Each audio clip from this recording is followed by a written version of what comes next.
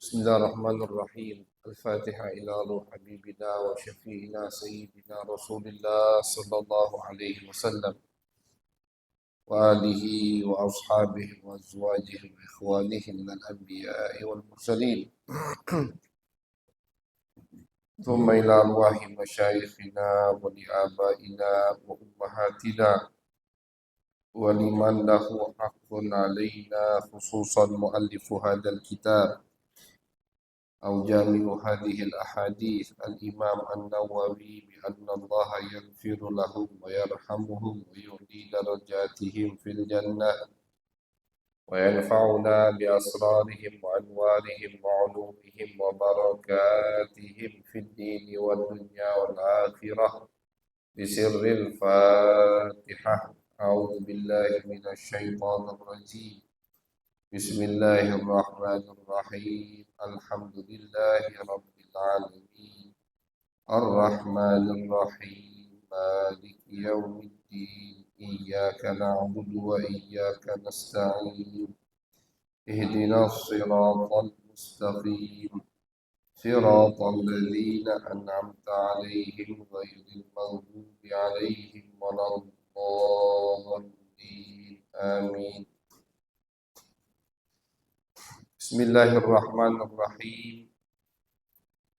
وبالسند المتصل إلى المؤلف الإمام النووي رحمه الله، ونفعنا به وبعلومه وبعلوم مشايخنا وبعلوم سائر الصالحين في الدارين آمين. إلى أن قال: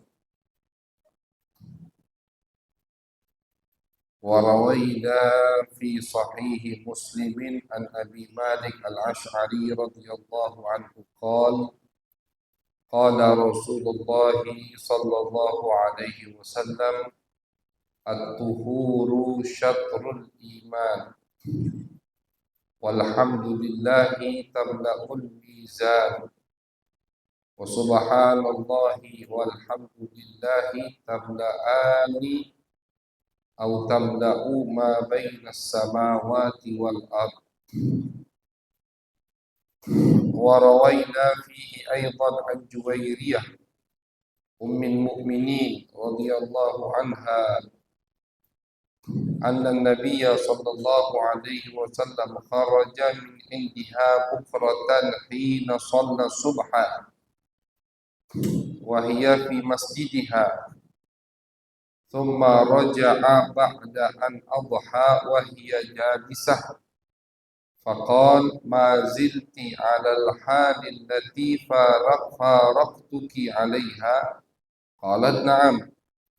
فقال النبي صلى الله عليه وسلم: لقد قلت بعدك 4 كلمات 3 مرات، لو وزنت بما قلت منذ اليوم لوزنتهن: سبحان الله وبحمده عدد خلقه ورضا نفسه وزنة عرشه ومداد كلماته. Alhamdulillah, puji syukur kehadirat Allah Subhanahu wa taala. Salawat dan salam kita haturkan kepada baginda besar Nabi Agung Nabi Muhammad sallallahu alaihi wasallam. Jamaah yang dirahmati oleh Allah, menyambung kajian daripada kitab Al-Adhkar karya kumpulan Al-Imam An-Nawawi, yaitu hadis-hadis Nabi Muhammad sallallahu alaihi wasallam yang beliau kumpulkan terkait dengan zikir-zikir, baik zikir keseharian kita atau zikir dari waktu ke waktu yang lain. Hadis yang barusan kita baca adalah hadis yang diriwayatkan dari istri baginda Nabi besar Muhammad sallallahu alaihi wasallam, yaitu yang bernama Juwairiyah. Juwairiyah adalah istri Nabi Muhammad sallallahu alaihi wasallam. Beliau sebelum dinikahi Nabi Muhammad sallallahu alaihi wasallam adalah termasuk orang-orang yang memusuhi Nabi Muhammad sallallahu alaihi wasallam. Jadi beliau ini dari kabilah Bani Mustalik. Terkenal kabilah Bani Mustalik termasuk kabilah yang memusuhi Nabi Muhammad sallallahu alaihi wasallam. Akhirnya suatu hari kabilah tersebut sepakat, mereka mengumpulkan pasukannya, mereka mengumpulkan kekuatan mereka untuk memerangi Nabi Muhammad sallallahu alaihi wasallam di tahun kelima Hijriah. Sampailah kabar tersebut kepada Nabi. Nabi ini ahli strategi perang. Mata-mata Nabi, intel Nabi Muhammad itu jaringannya kuat. Jadi beliau sering ketika ada satu kabilah, satu kelompok sudah menyiapkan pasukan untuk menyerang kota Madinah, sebelum mereka menyerang Nabi, diserang duluan sama Nabi Muhammad sallallahu alaihi wasallam. Itu sering terjadi. Jadi mereka baru sudah menyiapkan pasukan, menyiapkan perlengkapan senjata. Belum mereka jalan, Nabi udah datang. Dan ini menunjukkan keberanian Nabi Muhammad sallallahu alaihi wasallam. Menunjukkan siasat beliau dalam memimpin pasukan. Jadi Nabi itu bukan hanya istilahnya ngajar.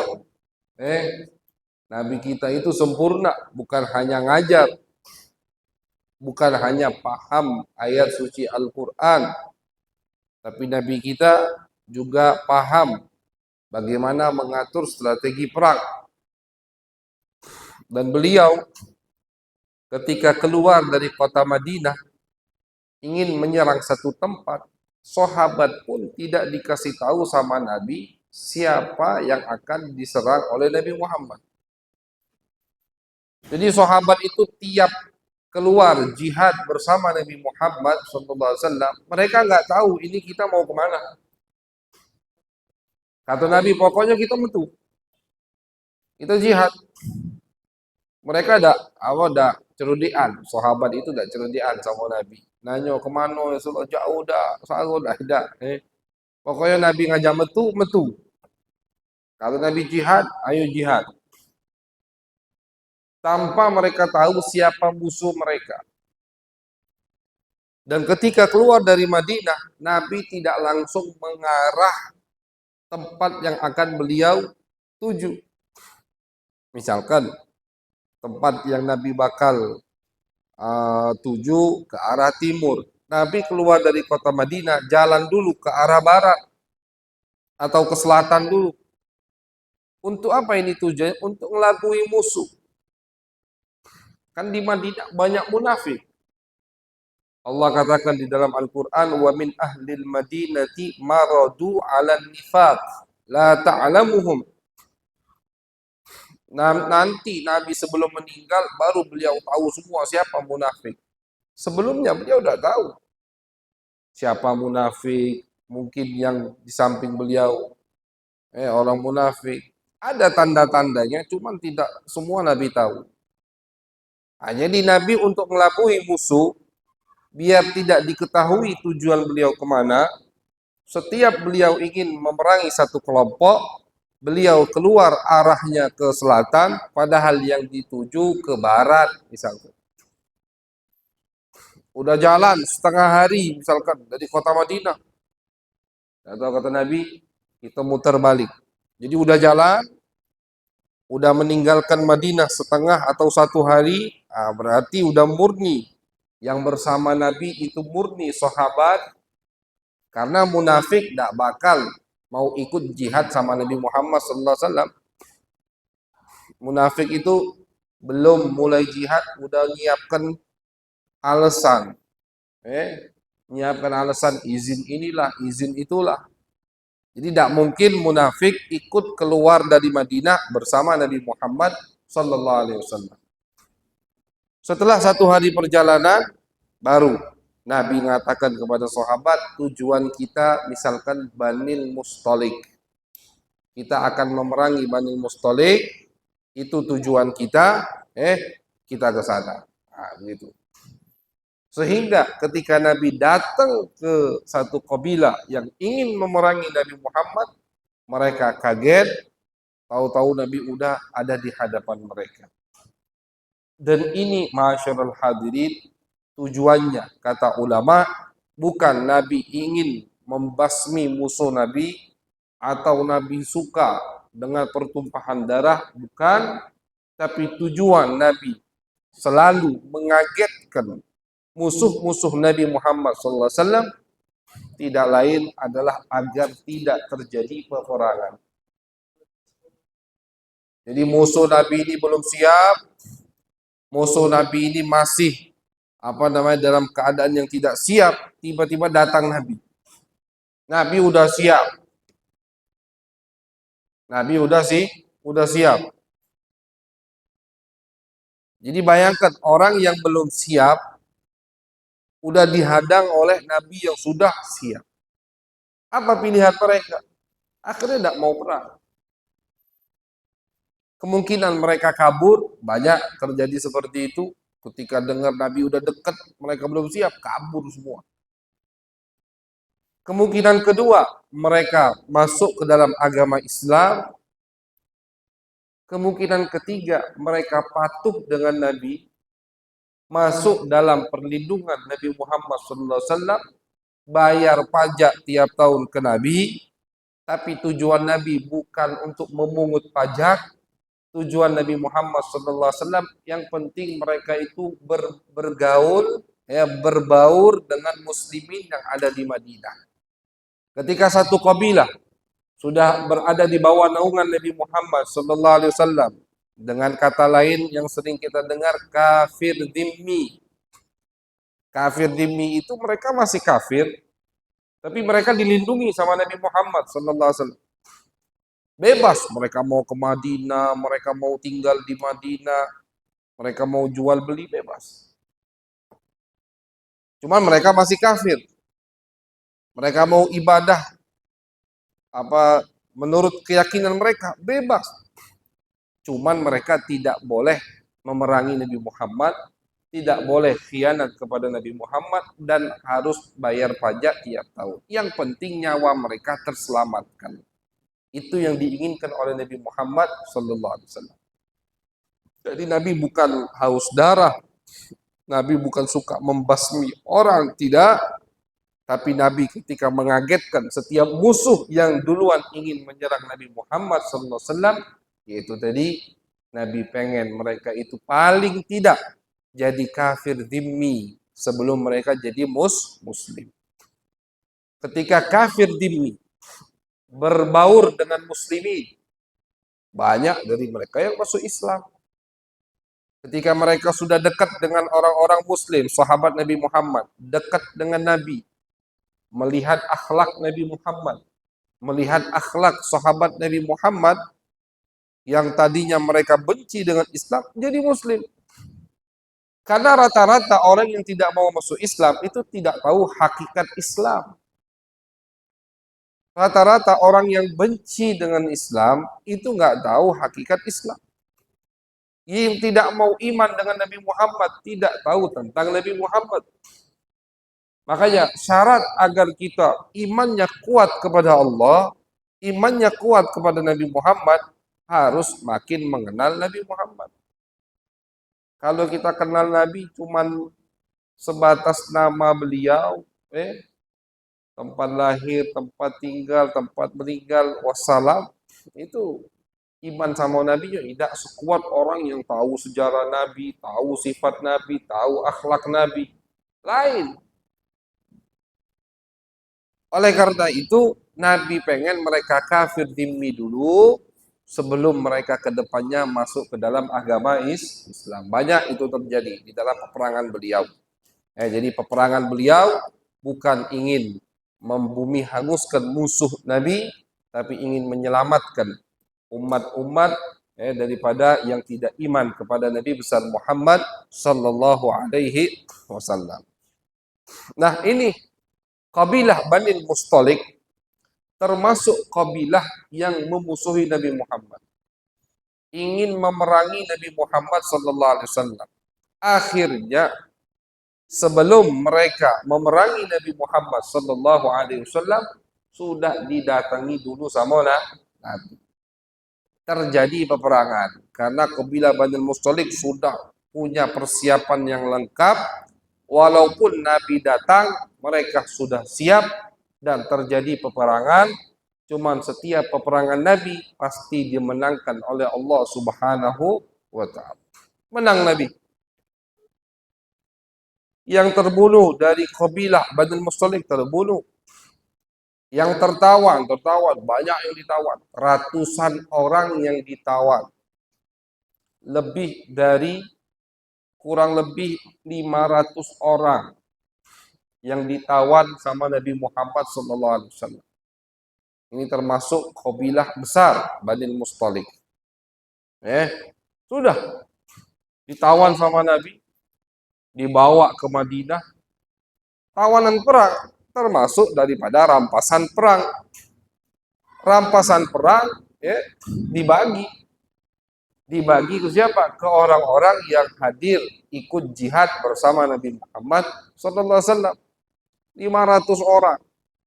Fulan dapat 3, jadi budak, jadi hamba saya. Fulan dapat 3, fulan dapat 3. Salah satu rampasan perang, tawanan perang pada saat itu adalah perempuan yang bernama Barrah. Beliau ini namanya Barrah. Namanya Barrah. Sebelum nanti diganti sama Nabi Juwairiyah. Namanya Barrah. Tawan. Barrah ini akhirnya sepakat. Barrah ini akhirnya sepakat dengan majikannya, bisa kan? Jadi hamba sahaya itu bisa merdeka dengan kesepakatan yang dia buat dengan majikannya. Misalkan dia siap bayar berapa, sama majikannya akan dimerdekakan. Siap bayar, misalkan 100 juta. Oke, aku cari duit 100 juta, tapi kau merdekakan aku. Siap, begitu. Barrah begitu. Tempat pertama yang dia datangi adalah Nabi besar Muhammad sallallahu alaihi wasallam. Dia datang ke Nabi. Ya Muhammad, aku ini putri dari pemimpin kabilah Bani Mustalik. Nah, jadi Barrah ini yang nanti sama Nabi namanya diganti Juwairiyah, itu putri dari pemimpin kabilah Bani Mustalik. Aku ini putri pemimpin. Aku jadi budak. Tolong bantu aku agar dimerdekakan sama majikan. Karena Nabi tahu dia putri dari pemimpin Bani Mustalik, sama Nabi ditawari tawaran yang lebih istimewa. Kata Nabi, mau tidak kau aku merdekakan, kemudian aku jadikan harga merdekamu itu mahar sebagai mas kawin, kemudian kamu aku nikahkan. Aku nikahi. Bukan nikah, aku nikahi. Jadi ditawari sama Nabi, mau dinikahi sama Nabi, mas kawinnya, ya merdekanya. Karena yang mau menikahi Nabi Muhammad, ia tahu akhlak mulia Nabi, langsung setuju. Ini padahal tadinya musuh. Langsung setuju dan masuk ke dalam agama Islam. Dimerdekakan sama Nabi, merdekanya itu dijadikan mas kawin untuk pernikahan Nabi dengan Siti Juwairiyah. Namanya dari Barrah sama Nabi diganti Juwairiyah. Masuk Islam, jadi istri Nabi, merdeka dan jadi istri Nabi. Akhirnya sahabat, dan ternyata ini taktik siasat Nabi Muhammad. Akhirnya para sahabat yang apa? Yang memiliki tawanan perang budak tadi dari kabilah Bani Mustalik, ada yang dapat 3, ada yang dapat 4, tergantung bagian dari Nabi, itu merasa tidak enak. Ini kan yang jadi budak kita berarti besan Nabi Muhammad sallallahu alaihi wasallam. Karena sama-sama satu kabilah dengan Siti Juwairiyah. Dari Bani Mustalik semua. Ini besan Nabi nih, yang jadi budak kita, jadi hamba sahaya kita. Akhirnya sepakat semua sahabat memerdekakan budak yang mereka dapat dari peperangan Badil Mustaliq. Hampir 500 orang. Bukan hanya merdeka, tapi masuk ke dalam agama Islam. Siasat Nabi dalam pernikahan beliau. Makanya kita jangan terbawa arus kalau dengar ada yang ngomong, oh Nabi Muhammad itu suka kawin, syahwatnya besar. Hati-hati. Setiap pernikahan Nabi itu ada hikmahnya, masyarul hadirin. Setiap pernikahan Nabi ada hikmah. Setiap pernikahan Nabi. Ini baru satu yang kita bahas dari pernikahan Nabi Muhammad SAW.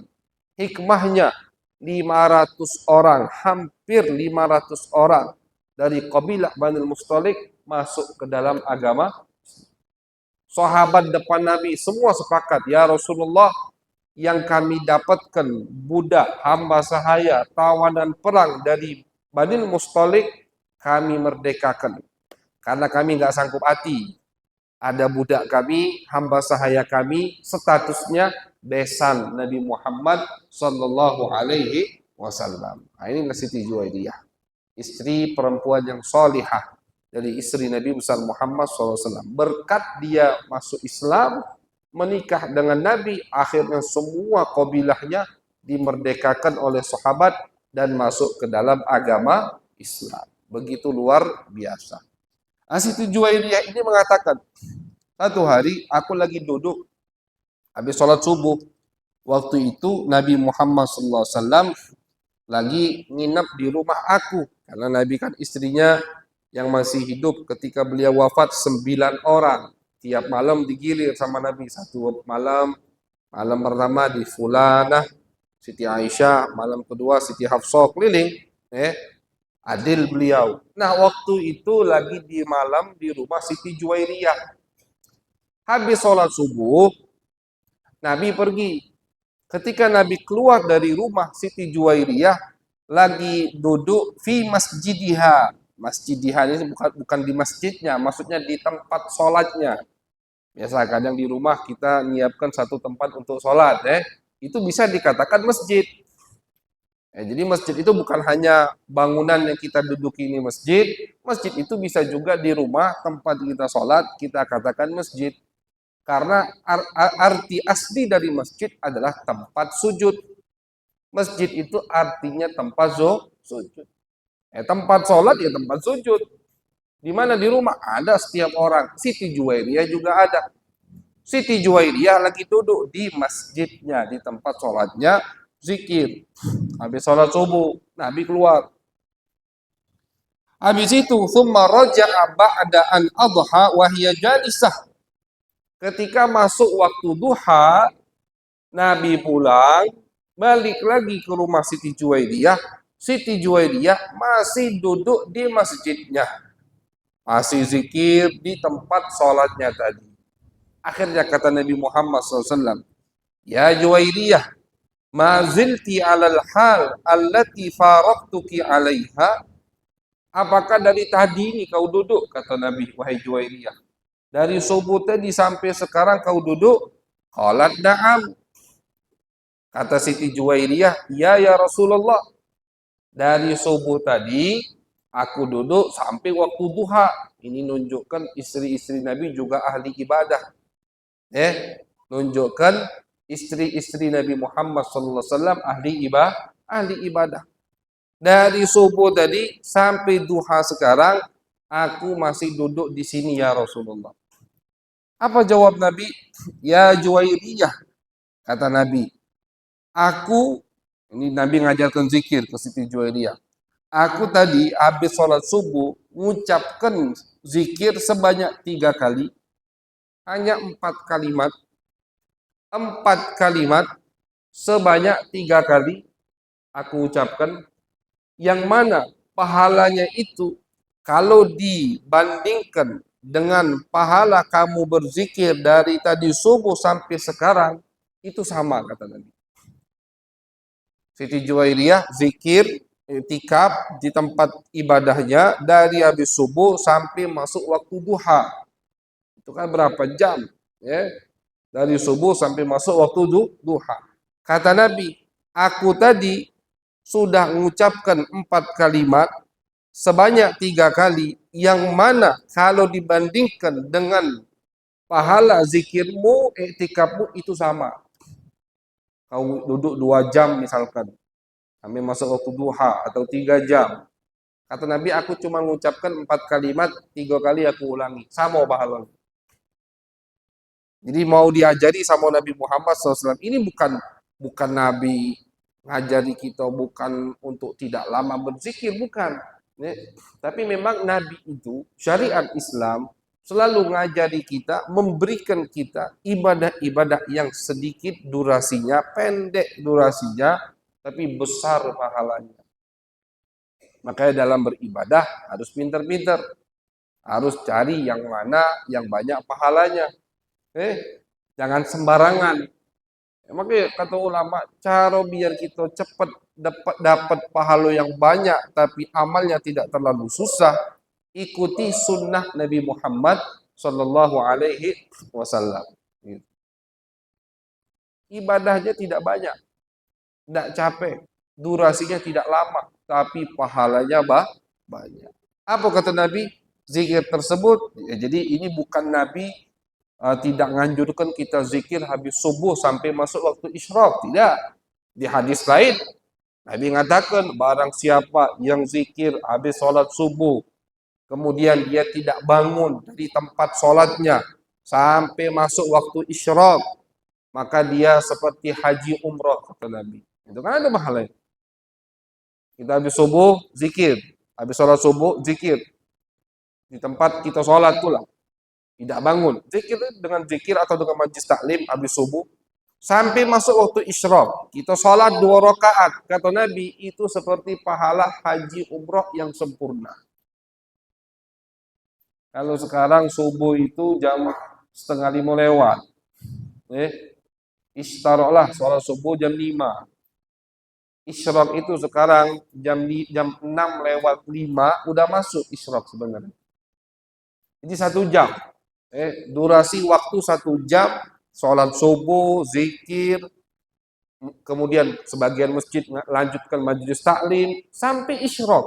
Ditutup dengan 2 rakaat tapi 2 rakaat sholat isyraq sunnah, itu kata Nabi pahalanya seperti haji umroh yang sempurna.